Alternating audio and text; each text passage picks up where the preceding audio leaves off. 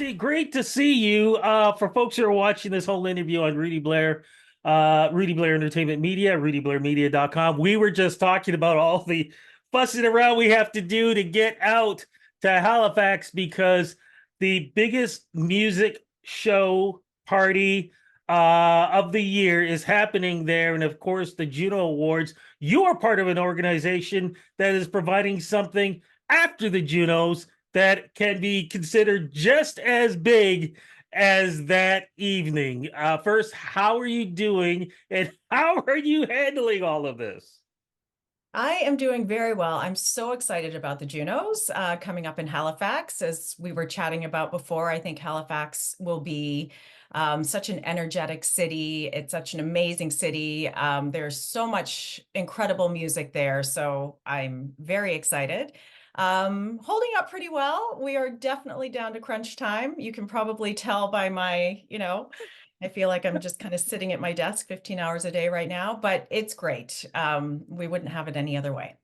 Now, of course, you're part of an organization that has something, like I said, very special for a lot of folks after the awards are giving out and people are going, where do I go to celebrate now? Exactly. And that's what we want people to ask. Where do they go after the Juno Awards broadcast? So, MusiCounts this year is hosting the official Juno Awards after party.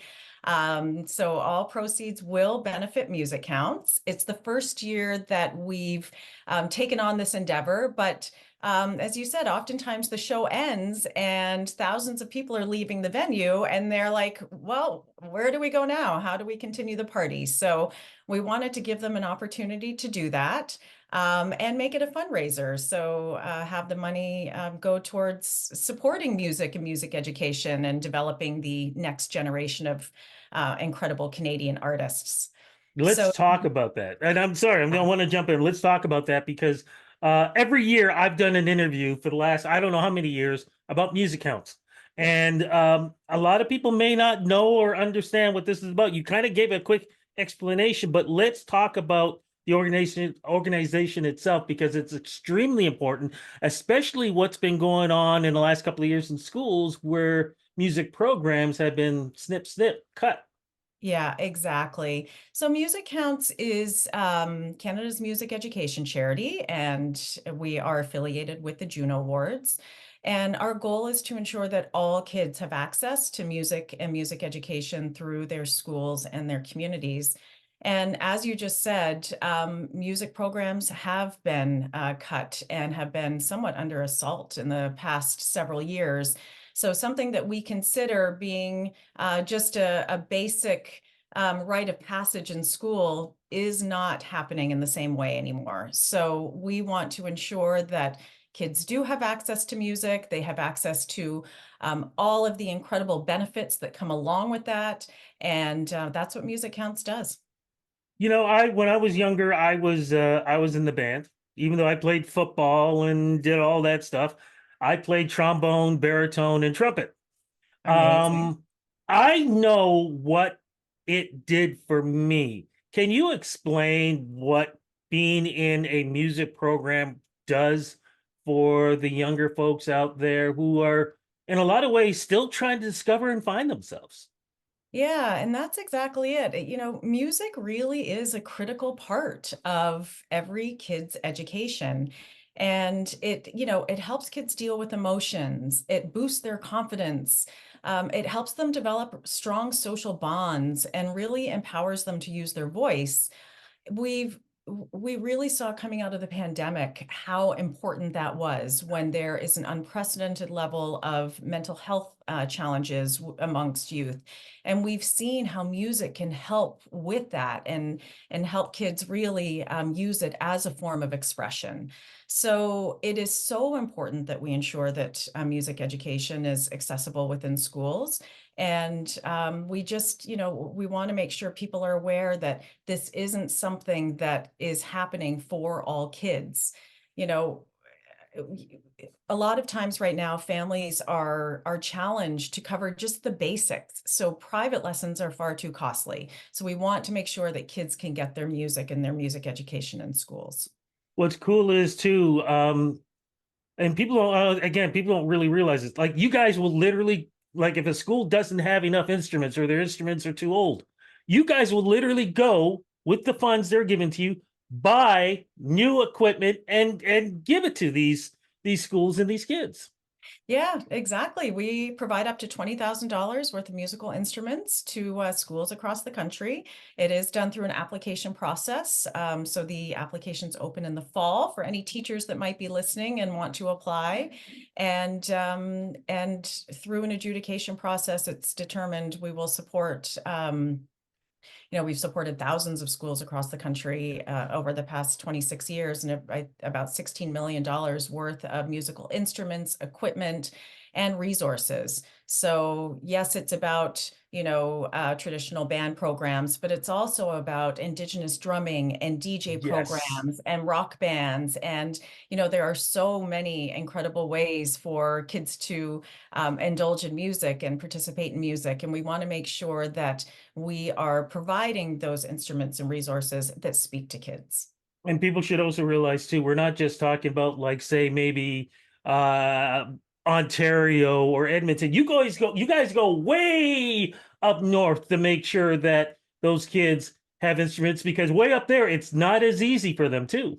Yeah, that's right. And in fact, I remember one school we supported was about 200 kilometers from the Arctic Circle. Wow. And getting the instruments to that community, it took us months logistically to figure it out. And we ended up partnering with this incredible organization called, I think, Arctic Co-op. And they helped us get the instruments into this community because, there's a very narrow window of time when everything is frozen enough to be able to get there. So, you don't realize the challenges that some of these remote communities have, obviously just sometimes for the basics of living, but also for things like instruments. So, but yes, we try to, I think we've supported nearly every school in Nunavut at this point. So we try to hit, every region possible where there's need. The other thing you guys do, which is amazing, which is actually part of the Junos Saturday and Sunday, is you give back to the teachers. There's a Yeah. special award. Can you talk a little bit about that, please? Because I did get a chance to interview one of the nominees from Brampton. Okay, yeah. So this is my probably my favorite thing that MusiCounts does on an annual basis, just because teachers are such unsung heroes. They do not receive the awards and the accolades that they need. So we are able to provide or to allocate an award to one teacher as the MusiCounts Teacher of the Year. But we have 5 nominees. So it's not just about the winner, it's about all of the nominees and celebrating the work that they do within their schools and within their communities.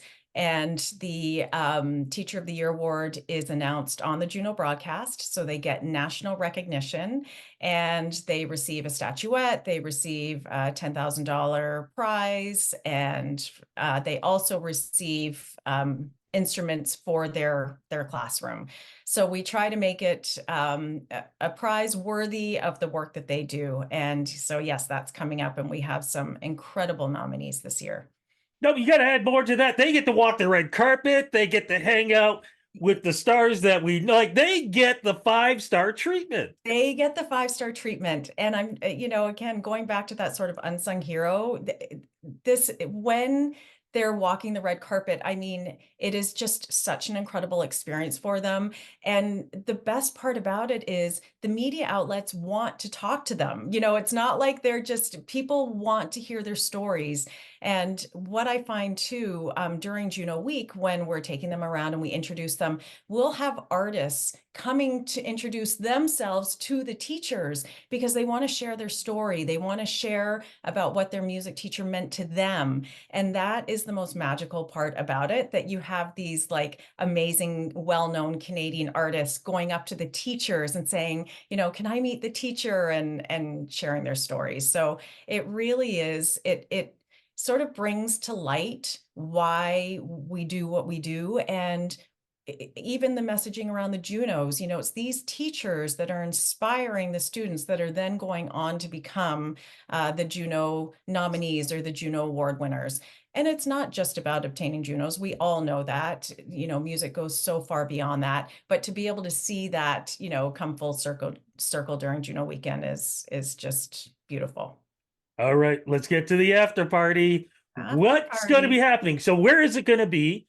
What time is it starting? And what do we see? Because I know there's going to be some performances from right now we just know them as nominees. Some of them could end up being Juno winners that night performing too. So what's going to be Indeed. happening? Indeed. So the event is taking place at the Dome. So it is a venue that's located right across the street from the arena. So it will be a 2-minute walk post-event just over to the Dome. Doors open at 11, and then our programming will start around 11:30. If people are wondering why it's so late, it is a late Juno Awards this year due to the time zones. So the show will end right around 11, and then doors will open. And we've got like 2 stages that we'll be programming throughout the evening. So really there's something for everybody. And tickets are $25. So again, all proceeds are going to MusiCounts. And some of the artists, we've got a couple amazing DJs, Frank Walker, who is a nominee, DJ Caraba, who's also a nominee. We've got a house band that's very well known in Halifax called Rankin McInnes. So I know a lot of people just buy a ticket to see Rankin McInnes, typically in the Halifax area. So we're super excited to have them. We also have the Broken Reeds, who are another Halifax house band. And then just today, we confirmed that Jim Cuddy and Devin Cuddy and Sam Polly will be performing a few songs. So that's amazing. We've got Amoy, we have Tyler Joe Miller, Shawnee Kish, who is just an amazing MusiCount supporter. So we love having her. The incredible Kim Stockwood, and we've got T. Thomason. So we have just a great group coming to celebrate with us. I want to add something in on this for folks who are still debating, should I go or shouldn't I go? Especially with Jim Cuddy when he's performing. What usually happens with these performances is because you've got so many great artists in the audience, somebody could easily jump on stage and start performing with the act that is performing. And then suddenly you've got this mishmash going on that you may never see or hear again. It's a one-time option act. So that's the other reason to go, because when we talk about celebrating Canadian music, that's the way to do it at this event. Yeah, that's it. And that's what I love about the Canadian music industry. You see that happen, and you see all the organic coming together of different artists. And yeah, it's amazing. Okay, so one more time. Where's it going to be? What time does it start? And most importantly, where do we get the tickets to give back and have a great time at the same time? Yes, so tickets are at ticketmaster.ca /Junos. So very easy to purchase tickets. Again, $25. It's taking place at the Dome. Doors are at 11 o'clock. Performances should start at 11:30, and all proceeds benefiting MusiCounts. Fantastic. Thank you so much for this interview. Thank you so much for what you guys do and giving back to Canadian music. And looking forward to seeing you in Halifax before the Junos, during the Junos, and definitely after the Junos. Definitely after the Junos. And thank you, Rudy. You're so supportive of what we do, and we greatly appreciate it.